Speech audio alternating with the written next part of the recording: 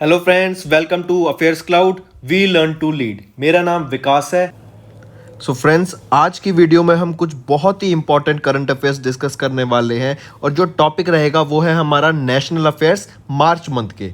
इस वीडियो को एंड तक आप ज़रूर देखिएगा और जो भी क्वेश्चन इंपॉर्टेंट लगे आपको उसको नोट डाउन करते चलिएगा साथ साथ। बहुत ही इंपॉर्टेंट वीडियो है।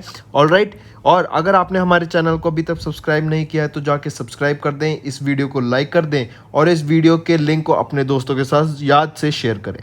तो चलिए फ्रेंड्स, वीडियो स्टार्ट करते हैं, लेकिन उससे पहले आपके लिए कुछ इंपॉर्टेंट इन्फॉर्मेशन।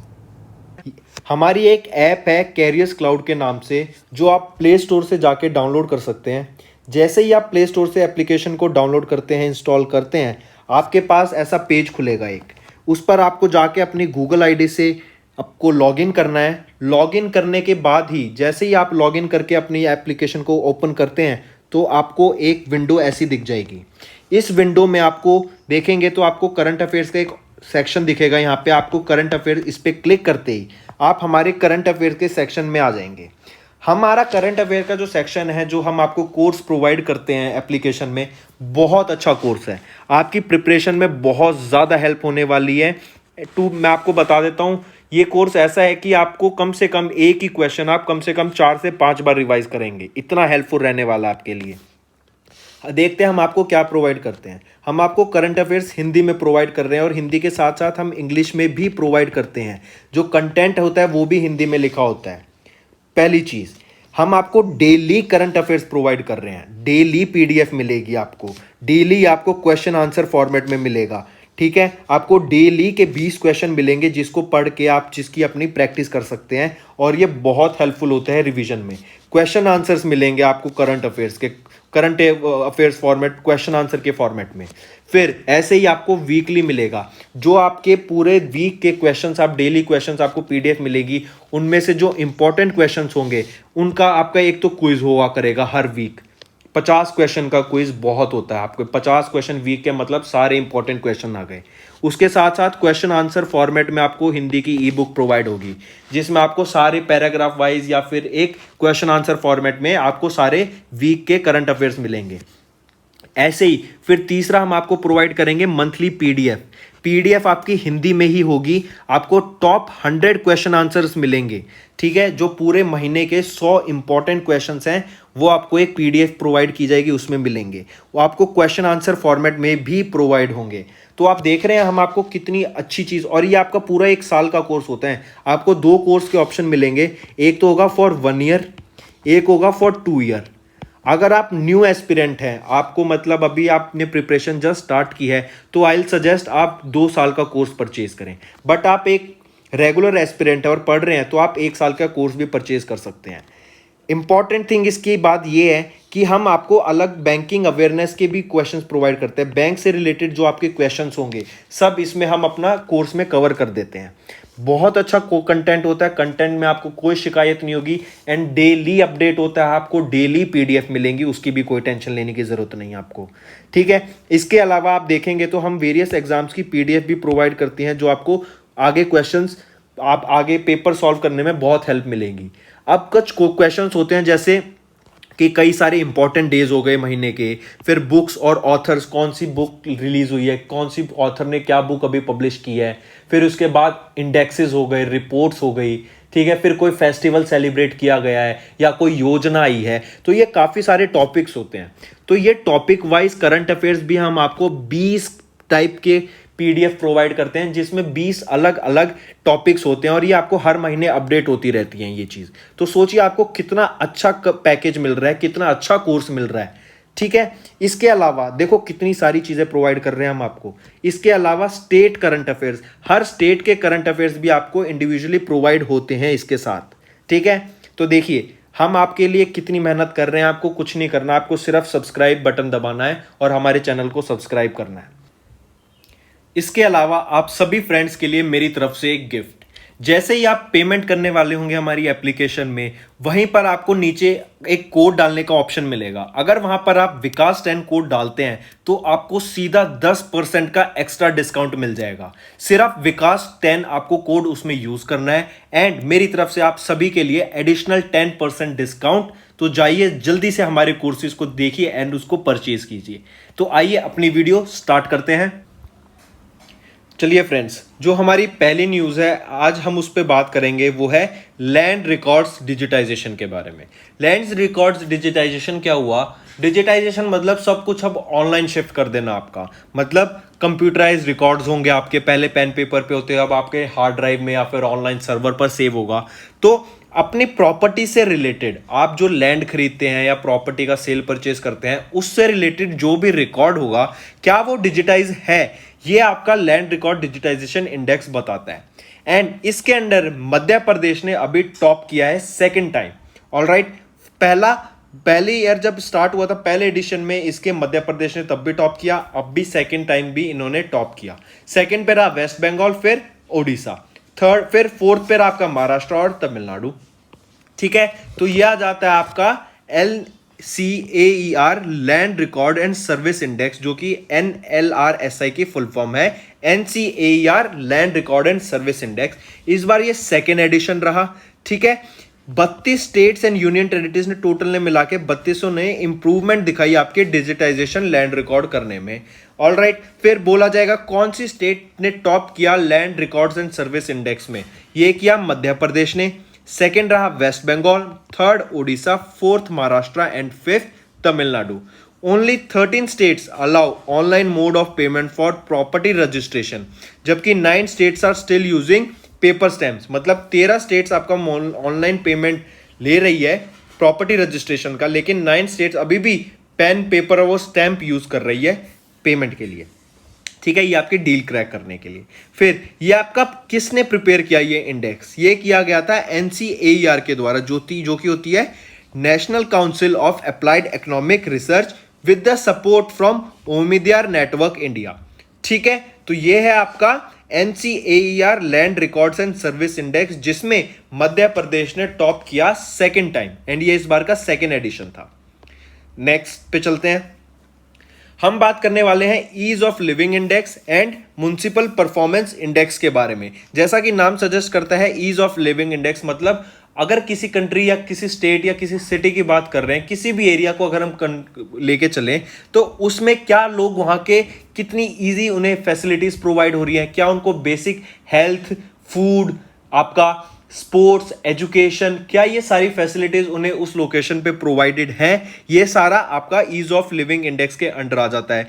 फिर म्युनिसिपल परफॉर्मेंस इंडेक्स अगर आपके ईज ऑफ लिविंग से ही रिलेटेड होता है, क्योंकि जो सर्विसेज होती हैं जैसे एजुकेशन सर्विस, मान ले आपका स्कूल्स MCD ने बनाए, म्युनिसिपल कॉर्पोरेशन ऑफ दिल्ली ने, आपका हेल्थ सेक्टर की बात करें वहां पे हॉस्पिटल्स बनाए जाते हैं, छोटा मोहल्ला क्लिनिक बनाए गए, किनके द्वारा? वहां की म्युनिसिपल कॉर्पोरेशन के द्वारा। तो म्युनिसिपल कॉर्पोरेशन आपका म्युनिसिपल परफॉर्मेंस इंडेक्स आपका कहीं ना कहीं रिलेटेड होता है ईज ऑफ लिविंग इंडेक्स से। ठीक है, अगर ईज ऑफ लिविंग इंडेक्स में कोई स्टेट अच्छी है तो डेफिनेटली उनकी म्युनिसिपल कॉर्पोरेशन अच्छी होगी, क्योंकि वो डिपार्टमेंट है जो उन्हें वो पर्टिकुलर सर्विसेज प्रोवाइड कर रहे हैं। तो अभी हम इसके बारे में देखेंगे। हरदीप सिंह पुरी जी के द्वारा ये आपकी ease of living index and the municipal performance index को रिलीज करा गया। ऑलराइट, तो आइए देखते हैं इसके बारे में। बेसिक आपको दो चीज याद रखनी है, दो रैंकिंग्स याद रखनी है। एक तो है आपकी मिलियन प्लस पॉपुलेशन के बारे में, मतलब मिलियन से ज्यादा लोग एक पर्टिकुलर सिटी में, और एक less than million population category.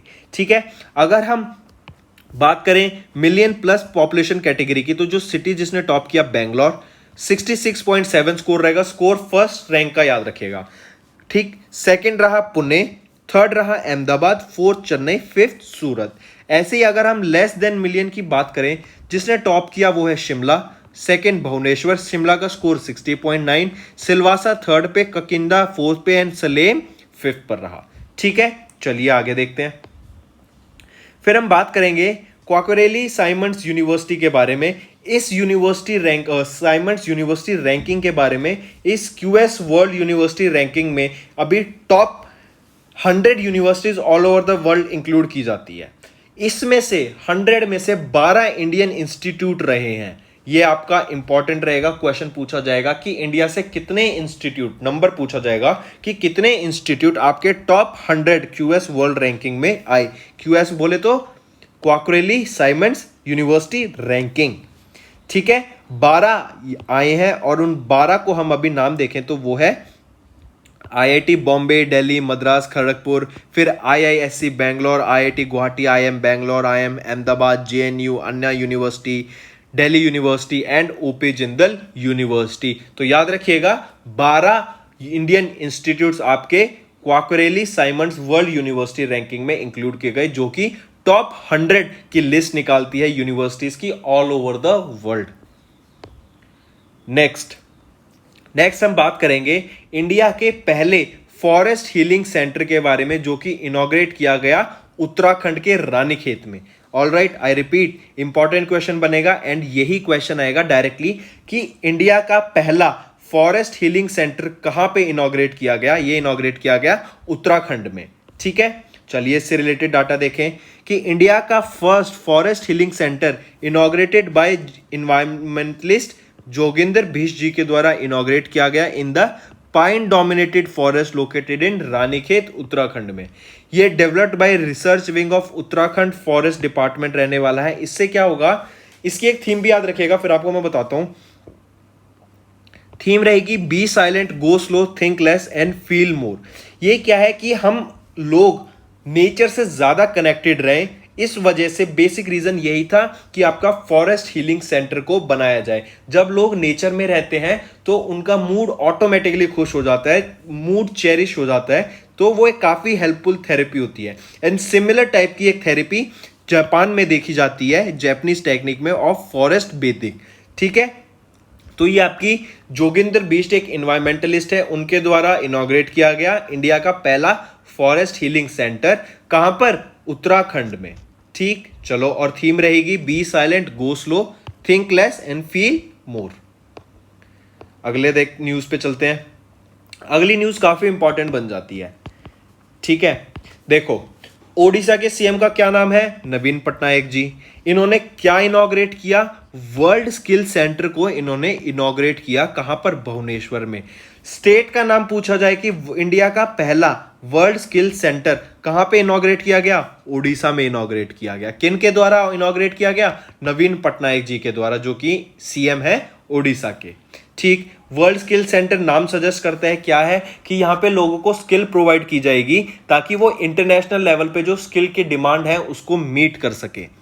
ये आपका वर्ल्ड स्किल सेंटर जो है ये किसकी हेल्प से बनेगा? ये 2 ऑर्गेनाइजेशन की हेल्प से बनने वाला, याद रखिएगा। उसमें से एक तो बहुत इंपॉर्टेंट है, वो है एडीबी, एशियन डेवलपमेंट बैंक। ये फंड प्रोवाइड करेगा वर्ल्ड स्किल सेंटर के डेवलपमेंट के लिए। ऑल राइट, एंड दूसरा है आईटीई एजुकेशन सर्विसेज। ये नॉलेज पार्टनर है, मतलब नॉलेज प्रोवाइड करेंगे आपको कि लोगों को क्या स्किल करना है, कैसे स्किल करना है। एंड ये सिंगापुर की कंपनी है। ठीक है, तो हम एम बात ही कर चुके हैं। तो एम क्या होगा कि यूथ को आपके स्किल प्रोवाइड करना ताकि ग्लोबल लेवल पे वो वर्क कर सकें। फिर स्किल डेवलपमेंट को हर विलेज में इंडिया के पहुंचाना ताकि लोगों के पास ऑप्शन हो करियर चॉइसेस का। ऑल राइट, तो ये आपको याद रखना है। फिर दूसरी चीज, अगर हम वर्ल्ड स्किल सेंटर के बारे में बात करें, ये 18 स्टोरी बिल्डिंग रहने वाली है एंड ये अपनी स्टेट का सबसे बड़ा स्ट्रक्चर होने वाला है। ये 4.5 लाख स्क्वायर फीट पे बना है मैनचेस्टर इंडस्ट्रियल एरिया में। ऑल राइट, तो ये, और फिर इसके आप कुछ ये पार्टनर्स देख सकते हैं, various partners all over the world है। मेन क्वेश्चन कि वर्ल्ड स्किल सेंटर कहां पर है? ओडिशा स्टेट में, भुवनेश्वर में। किसने इनॉग्रेट किया? नवीन पटनायक जी ने। नवीन पटनायक कौन है? सीएम कहां के? ओडिशा के। चलो, ये भी हो गया। आगे देखते हैं। आगे वाला बहुत इंपॉर्टेंट है कि इंडिया के largest floating solar power plant की हम बात कर रहे हैं। लेकिन अगर मैं वर्ल्ड की बात करूं पहले आपसे कि वर्ल्ड का largest solar floating power plant कहां पर बन रहा है? ये बन रहा है सिंगापुर में। एंड ये इंपॉर्टेंट है, हम डिस्कस कर चुके हैं। सिंगापुर में वर्ल्ड का largest solar power floating power plant बन रहा है। और इंडिया में largest solar floating power plant कहां बन रहा है? ये बन रहा है रमागुंडम। रमागुंडम में कहां पर? ये कहां पर है? ये है आपका तेलंगाना में। स्टेट का नाम ज्यादा इंपॉर्टेंट होता है। कहां पर बन रहा है? तेलंगाना स्टेट में। ठीक है, तो ये आपको याद रखना है। और कौन बना रहा है? इसको बना रहा है एनटीपीसी। एनटीपीसी क्या होता है? National thermal power corporation limited. ये कंपनी बना रही है। कहां बन रही है? रमागुंडम, पेडापल्ली डिस्ट्रिक्ट ऑफ तेलंगाना। फिर ये क्या है? इंडिया का लार्जेस्ट सोलर पावर प्लांट है। एंड फ्लोटिंग लार्ज इंडिया का largest floating solar power plant है और इसकी जो कैपेसिटी है वो 100 मेगावाट की है। इस पे 423 करोड़ रुपए का खर्च आएगा बनाने में। कहाँ बन रहा है, किस वाटर बॉडी पे, वो है श्री राम सागर प्रोजेक्ट रेजरवेयर पे बन रहा है। इसके अलावा याद रखिएगा 2 और प्रोजेक्ट अभी बनने वाले हैं, जो कि है एक तो है 100 मेगावाट का रामागुंडम सोलर प्लांट। इसके अलावा ठीक है, ये तो हो गया आपका फ्लोटिंग पावर प्लांट रामागुंडम वाला। इसके अलावा 2 और हैं, वो है एक तो 92 मेगावाट का at Kayamkulam gas plant in Kerala and दूसरा है 25 मेगावाट यूनिट का सीमाद्री पावर प्लांट विशाखापट्टनम आंध्र प्रदेश में। ऑलराइट, तो ये है आपका इंडिया का largest floating solar power plant Ramagundam Telangana में। वर्ल्ड का कहां पर आ जाता है, सिंगापुर में। चलो नेक्स्ट देखते हैं। नेक्स्ट हम बात करेंगे इंडिया और जापान के बीच में एक एमओयू साइन हुआ था बुलेट ट्रेन प्रोजेक्ट को लेके। ये बुलेट ट्रेन आपका किस 2 लोकेशन के बीच में बन रही है, वो है मुंबई और अहमदाबाद। मतलब मुंबई और अहमदाबाद को ये बुलेट ट्रेन ज्वाइन करेगी, कनेक्ट करेगी। ऑलराइट, तो अगर हम इसके बारे में देखें, इंडिया की जो ऑर्गेनाइजेशन रहेगी वो है national high speed rail corporation limited और जापान की है Japan railway track consultant company limited. ये दोनों मिलकर इन्होंने एक एमओयू साइन किया 237 किलोमीटर स्ट्रेच के लिए, जो कि मुंबई और अहमदाबाद को कनेक्ट करेगी। ठीक है, चलिए नेक्स्ट। कुछ इन न्यूज़ ऐसी होती हैं कि आपको ना सारी इंफॉर्मेशन याद नहीं करनी होती। कुछ न्यूज़ और ऐसी हैं आपको टू द पॉइंट इंफॉर्मेशन पता होनी चाहिए उसके बारे में, कि जैसे बुलेट ट्रेन का ये एमओयू साइन हुआ। क्वेश्चन ये नहीं आएगा कि कहाँ से क्या हुआ, कितने पैसे का आया। क्वेश्चन डायरेक्ट आएगा कि किन लोकेशन को कनेक्ट करेगा, वो ज़्यादा इंपॉर्टेंट है। तो मुंबई और अहमदाबाद। ठीक है, चलो नेक्स्ट काफ़ी इंपॉर्टेंट है, इसको मार्क करके चलिएगा। इंडिया के 75 साल हो जाएंगे आज़ादी के, कब, 2023 में। 75 साल की आज़ादी मनाने के लिए एक कर्टेन रेजर एक्टिविटीज़ इनॉग्रेट की गई हमारे प्रधानमंत्री नरेंद्र मोदी जी के द्वारा, जिसका नाम रखा गया आज़ादी का अमृत महोत्सव। और ये India at the rate of 75 जो है ना, ये बता रहा है कि इंडिया को अब 75 साल हो जाएंगे 2023 में आज़ादी के। ठीक है, ये आपका आज़ादी का महोत्सव, ये कर्टेन फंड रेजर एक्टिविटीज़ ये अभी से स्टार्ट कर दिया और ये 2023 तक चलेंगी। प्रधानमंत्री नरेंद्र मोदी के द्वारा आज़ादी का अमृत महोत्सव, ये आपकी एक्टिविटीज़ जी हैं ये इनॉग्रेट की गई। ठीक है, हमारा किस लिए, कि 75 साल हो जाएंगे इंडिया की आज़ादी को 2023 में। इसके अलावा हम देखेंगे कि अब काफ़ी सारे एक चीज़, उससे पहले एक चीज़ और, फिर एक पद यात्रा होगी। कहां से, साबरमती आश्रम अहमदाबाद से कहा दांडी तक गुजरात। इसको देख के आपको याद आया कुछ, ये दांडी मार्च हुई थी 1930 में गांधी जी की, उससे रिलेटेड है। तो उसका 91st एनिवर्सरी सेलिब्रेट करने के लिए एक पद यात्रा साबरमती आश्रम से दांडी तक ऑर्गेनाइज कराई गई। ऑलराइट, फिर इसके अलावा याद रखना आपको जो इंपॉर्टेंट आ जाता है इससे रिलेटेड क्वेश्चन, तो हम देख चुके हैं जो आएंगे, कि प्रधानमंत्री जी के द्वारा आज़ादी का अमृत महोत्सव लॉन्च किया गया किस खुशी में, इंडिया के 75 साल आज़ादी के 75 साल पूरे होने की खुशी में, जो कि 2023 में पूरे होंगे। ये क्वेश्चन बनते हैं डायरेक्ट। नेक्स्ट क्वेश्चन हो जाता है कि पदयात्रा अभी गांधी जी ने कराई थी, वो कहां से थी, साबरमती आश्रम से दांडी तक कराई थी। किस लिए, कि 91 ईयर्स एनिवर्सरी थी गांधी जी के 1930 की, जो दांडी मार्च कराई थी 1930 में। ठीक है, ये तो हो गया। अब बात कर रहे हैं कि रिसेंटली अब क्या हो रहा है, कि गांधी इसकी वजह से, आपका इंडिपेंडेंस की वजह से, जो हमारे काफ़ी सारे रिलीजियस साइट्स हैं, इंपॉर्टेंस के हिस्टोरिक स्ट्रक्चर्स हैं, ताकि जैसे हम बात करें आपका जलियांवाला बाग मैसेकर की, वो एक काफ़ी ज़्यादा प्रसिद्ध भी एक मॉन्यूमेंट कह सकते हैं आप उसको, तो उसको प्रिजर्व करने के लिए, ताकि वो आने वाले टाइम में भी प्रिजर्व रहे, एक हिस्टोरिकल इंपॉर्टेंस होती है इनकी, तो उसके लिए इन सारी साइट्स को रिस्टोर भी किया जा रहा है। तो आप इसमें पढ़ सकते हैं, जैसे काफ़ी साइट्स हो गई, जैसे साइट्स एसोसिएटेड विद दांडी यात्रा। अंडमान एंड निकोबार में जब नेताजी सुभाष चंद्र बोस ने अपना ट्राई कलर, मतलब अपने इंडिया का झंडा फहराया था, कब, first independent government in India के बनने के बाद। फिर बाबा साहेब से रिलेटेड जो साइट्स एसोसिएटेड हैं, फिर जलियांवाला बाग से रिलेटेड आपकी जो साइट्स रिलेटेड हैं, तो इन सब की रिस्टोरेशन का भी एफर्ट सब किया जा रहा है। ऑलराइट, चलिए आगे देखते हैं। आगे हम बात करेंगे fourth edition global Ayurveda festival के बारे में, जो कि वर्चुअली हुआ था केरला में। एंड ये एड्रेस किन के द्वारा कराया गया? श्री नरेंद्र मोदी जी के द्वारा ये एड्रेस करा गया global Ayurveda festival. As you know कि आयुर्वेदा हमारी हिस्ट्री का एक बहुत इंपॉर्टेंट, हमारे कल्चर का भी एक बहुत इंपॉर्टेंट पार्ट रहा है इंडिया में। तो इसको एक बढ़ावा देने के लिए ये एक आयुर्वेदिक फेस्टिवल ऑर्गेनाइज कराया गया। ये फोर्थ एडिशन था ग्लोबल आयुर्वेदा फेस्टिवल का। ठीक है, किनके द्वारा ऑर्गेनाइज कराया गया था? ये कराया गया था centre for innovation in science and social action के द्वारा। ठीक, कि किसको पॉपुलराइज करने के लिए? Ayurveda and traditional forms of medicine को प्रमोट करने के लिए। फिर इससे जो इंपॉर्टेंट एक क्वेश्चन बनता है वो आ जाता है चेयरमैन के बारे में, कि ग्लोबल आयुर्वेदा फेस्टिवल के चेयरमैन कौन है? वो है वी मुरलीधरन। ये कौन है? ये आपके मिनिस्टर हैं state for external affairs and parliamentary affairs के। एंड इस ग्लोबल आयुर्वेदा फेस्टिवल में कम से कम 25 कंट्रीज ने पार्टिसिपेट किया था। चलो आगे बढ़ते हैं। नेक्स्ट हम बात करेंगे एक एमओयू के बारे में, जो कि इसरो और एनआईटी राउरकेला के बीच में साइन हुआ था स्पेस टेक्नोलॉजी से रिलेटेड, कि एक हम इंक्यूबेशन सेंटर बनाएंगे जहां पर राउरकेला के स्टूडेंट्स, एनआईटी राउरकेला के स्टूडेंट्स या टीचर्स सब मिलके स्पेस टेक्नोलॉजी में एडवांसमेंट के लिए उस पे इंक्यूबेशन सेंटर डेवलप किया। इंक्यूबेशन सेंटर बेसिकली होता है कि स्टार्टअप के लिए होता है। ठीक है, मतलब जो बच्चे यहाँ पे वर्क करेंगे आपके इस इंक्यूबेशन सेंटर में, वो स्पेस टेक्नोलॉजी से रिलेटेड स्टार्टअप्स पे वर्क करेंगे, वेरियस टेक्नोलॉजीज पे वर्क करेंगे कि हम क्या क्या इक्विपमेंट को बेटर बना के स्पेस में भेज सकते हैं इंडिया के लिए। ऑलराइट, तो अगर इसके बारे में हम बात करें, इसरो एंड एनआईटी राउरकेला के बीच में ये एक एमओयू साइन हुआ कि ये इंक्यूबेशन सेंटर बनेगा कहां पर? राउरकेला के कैंपस में ही, उड़ीसा में। ये आपका फोर्थ एसटीआईसी रहा है जो इनके बीच में हुआ है। इसरो ने 2 करोड़ रुपए दिए एनआईटी को ताकि इसका स्ट्रक्चर डेवलपमेंट, सारी प्रोटोटाइप्स प्रोजेक्ट्स बनाए जाए एंड लोगों को, क्योंकि एक फंडिंग हो गई, इन्होंने फंडिंग दी एंड अब वो क्या कर रहे हैं? वो बनाएंगे। इवन जो साइंटिस्ट हैं इसरो के, वो भी हेल्प करते हैं इस मेमोरेंडम ऑफ अंडरस्टैंडिंग में। एनआईटी राउरकेला के स्टूडेंट्स जो प्रोजेक्ट पे वर्क कर रहे हैं या जो लेक्चरर्स उस पर वर्क कर रहे हैं। देन अगर हम इसरो की बात करें, ये किनके? विक्रम साराभाई के द्वारा फाउंड किया गया था एंड इनको फादर ऑफ इंडियन स्पेस भी बोला जाता है। इस्टेब्लिश कब किया गया? 1969 में। हेडक्वार्टर कहाँ है? बेंगलोर, कर्नाटका में। ऑलराइट, चलिए आगे चलते हैं।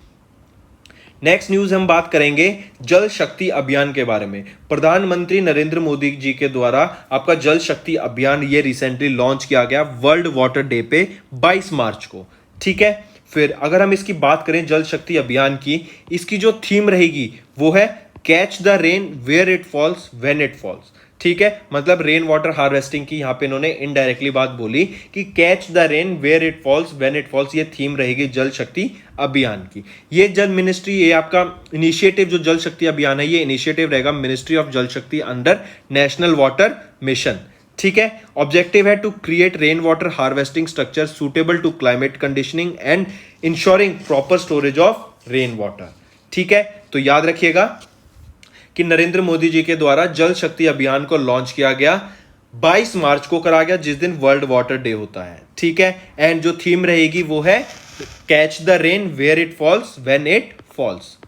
चलो नेक्स्ट हम बात करेंगे जल जीवन मिशन के बारे में। United Nation office for project services and government of Denmark ने मिलकर जल जीवन मिशन के सपोर्ट में आए।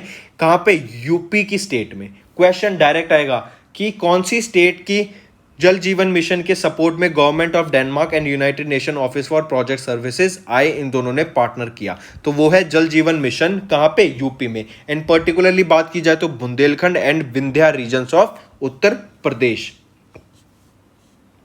ठीक है, तो जो 2 ऑर्गेनाइजेशन साथ आई हैं वो है गवर्नमेंट ऑफ डेनमार्क की and United Nation office for project services. किस लिए? इंप्लीमेंट करने के लिए जल जीवन मिशन। कहां पर? कौन से स्टेट में? उत्तर प्रदेश की स्टेट में।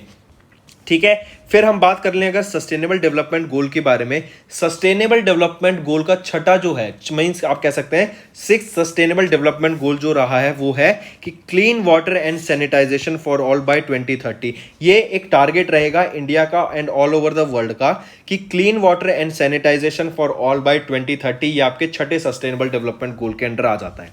फिर अगर हम डेनमार्क की बात करें तो प्राइम मिनिस्टर हैं मेट फ्रेडरिक्सन कैपिटल है कोपनहेगन, और अगर हम United Nation office for project service की बात करें तो ये 1973 में फॉर्म हुआ था एंड हेडक्वार्टर इसका भी कोपनहेगन डेनमार्क में ही है। ऑलराइट, तो जल जीवन मिशन के लिए गवर्नमेंट ऑफ डेनमार्क ने पार्टनर किया United Nation office for project service के लिए कि जल जीवन मिशन को इंप्लीमेंट कराएंगे। कहां पर? यूपी की स्टेट में। चलो वेरी गुड, आगे चलते हैं।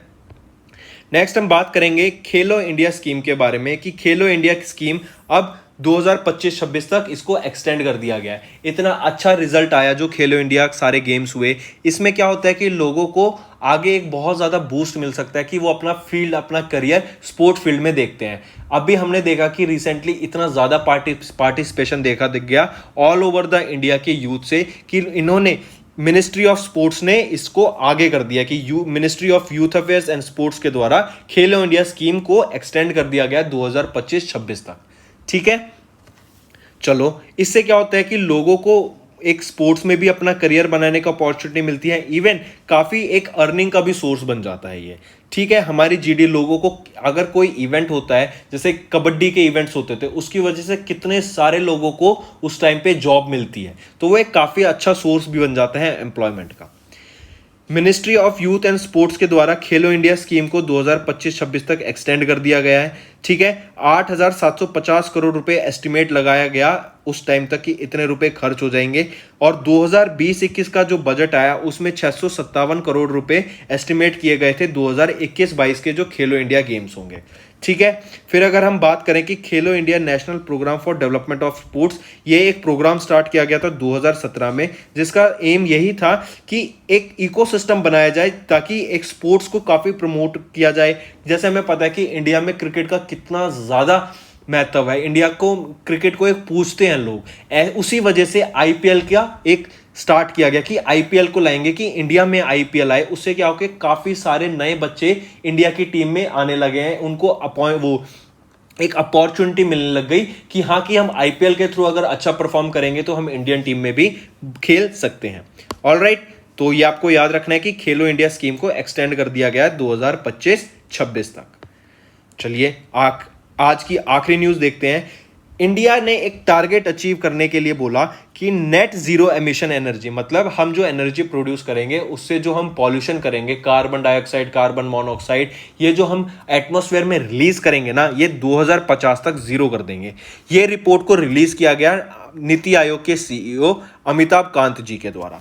ठीक है, रिपोर्ट का नाम याद रखिएगा, India transforming to a net zero emission energy system. ये रिपोर्ट किसके द्वारा रिलीज की गई? ये की जाती है टेरी, जो कि the energy resource of institute of India है, एंड शेल, इनके द्वारा इस रिपोर्ट को रिलीज किया गया। कम ऑर्गेनाइजेशन है, मतलब ये बनाती हैं इस रिपोर्ट को, एंड रिलीज किया गया अमिताभ कांत के द्वारा, जो कि सीईओ है नीति आयोग के। ठीक है, कि net zero emissions in energy systems in India is achievable by 2050 तक हम एक्सेस पॉल्यूशन नहीं क्रिएट करेंगे एनर्जी को बनाते वक्त। जैसे अभी कोल को बर्न करते हैं, एनर्जी तो प्रोड्यूस होती है, इलेक्ट्रिसिटी प्रोड्यूस होती है, लेकिन फॉसिल वो जो साथ में कार्बन डाइऑक्साइड, कार्बन मोनोऑक्साइड, ये गैसेस भी एमिट होती हैं। ये क्या है? ये पॉल्यूशन है। कार में आप गाड़ी चलाते हैं पेट्रोल और डीजल से, उससे क्या होता है, जो आप एनर्जी प्रोड्यूस कर रहे हैं, गाड़ी चल रही है आपकी, एसी चला रहे हैं, लेकिन उसकी वजह से क्या है, जो फ्यूल बर्न होता है उससे आपका पॉल्यूशन क्रिएट होता है। तो इसी वजह से ही इलेक्ट्रिक व्हीकल्स पे भी शिफ्ट करने की इतना ज़्यादा जोर दिया जा रहा है ऑल ओवर द वर्ल्ड, कि मोस्ट ऑफ द पॉल्यूशन जो आजकल आ रहा है हमारा, वो गाड़ी की वजह से आ रहा है। ये एग्जाम्पल के तौर पर देखिए, लॉकडाउन में गाड़ियाँ चलना बंद हो गई थी, कोई गाड़ियां नहीं था, कोई ट्रैफिक नहीं था, तो क्या हुआ, आपने पॉल्यूशन में देखा कितना ज्यादा फर्क पड़ा। तो एक यही टारगेट अचीव करने के लिए कि आगे आगे पॉल्यूशन, एनवायरनमेंट का पॉल्यूशन कम हो, तो ये स्टेप्स लिए जा रहे हैं। तो उसी वजह से ये एक टारगेट रखा गया कि हम 2050 तक net zero emission energy transition में अचीव कर लेंगे। 2050 तक इंडिया अचीव कर लेगा, एंड ये रिपोर्ट रिलीज की गई टेरी एंड शेल के द्वारा। नेक्स्ट हम बात करेंगे कि इंडिया अभी फंड करेगा नेपाल को उनके 3 कल्चरल हेरिटेज साइट्स की रिकंस्ट्रक्शन के लिए। ये तीनों आपकी कल्चरल हेरिटेज साइट्स 2015 में अर्थक्वेक आया था, उस टाइम पे ये डिस्ट्रॉय हो गई थी, तो उनके रिकंस्ट्रक्शन प्रोजेक्ट के लिए अंडर जो एक इंडिया का प्रोजेक्ट होता है कि government of India reconstruction grant, ये आपका एक प्रोजेक्ट है जो इंडिया हेल्प करता है ओल्ड हेरिटेज साइट्स की रिकंस्ट्रक्शन के लिए।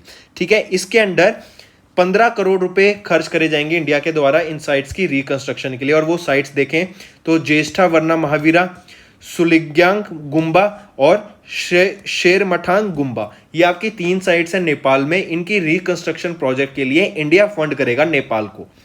ऑलराइट, चलिए एक तो न्यूज ये हो गई। ठीक है, फिर इसके अलावा की पॉइंट्स देखें कि all these 3 buildings were damaged during 2015 के अर्थक्वेक में। India is undertaking a reconstruction of 28 cultural sector project under the India reconstruction grant, of which 6 contracts have been awarded and reconstructed. 6 कर चुके हैं, 28 अभी और करने बाकी हैं। ठीक है, इंडिया ने अभी टोटल $50 मिलियन का ये एक कमिट किया है कि हम इतने रुपए खर्च करेंगे कि नेपाल में जो conservation and restoration reconstruction of 28 cultural heritage sites in 8 districts of Nepal. मतलब अब हम टोटल $50 मिलियन रुपए नेपाल में खर्च करने वाले हैं सिर्फ 28 कल्चरल हेरिटेज साइट्स के रिकंस्ट्रक्शन के लिए, जिसमें से 6 पूरी हो चुकी हैं और नेक्स्ट 3 ये हैं जो हमने अभी ऊपर बात की। तो फ्रेंड्स, ये थी हमारी वीडियो। अगर आपको आज हमारी वीडियो से कुछ ना कुछ सीखने को मिला है तो जल्दी से जाइए और हमारे चैनल को सब्सक्राइब कर दें और इस वीडियो को लाइक कर दें। और फ्रेंड्स, अगर आपको हमारे कंटेंट से रिलेटेड या फिर हमारे कोई ऐप से इशू आ रहा है, कोई भी आपको प्रॉब्लम है, तो आप हमारी जीमेल आईडी जो कि है support@affairscloud.com या फिर हमारा नंबर 9677333862 पर कॉन्टैक्ट कर सकते हैं एंड हमारी टीम जल्दी से जल्दी आपके इशू को रिजॉल्व करने में आपकी सहायता करेगी। So take care.